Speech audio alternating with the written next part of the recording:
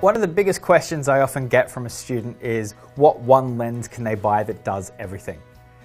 You've got to keep in mind that no lens is designed to be efficient and wonderful at absolutely every style of photography.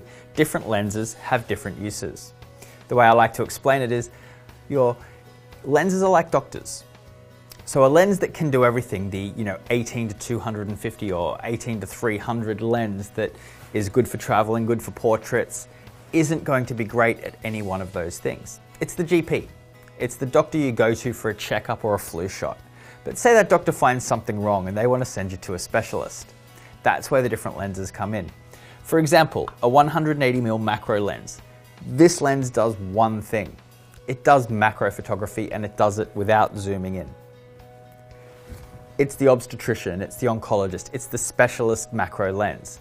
As a result, even though that 18 to 300 can zoom in just as much, the quality of this lens is going to be so much better. The lesser the lens can do, the more it does any one thing well. As a result, I generally carry 4 lenses in my kit. I have my 16 to 35 landscape lens. This lens is designed just for landscapes. With a landscape lens, you want it to be as wide as possible, 10 to 22, 16 to 35.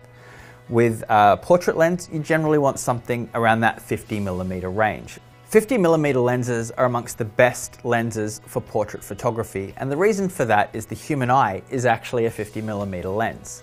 If you take a photo at 50mm and compare it to exactly what's in front of you, you'll notice the perspective is exactly the same.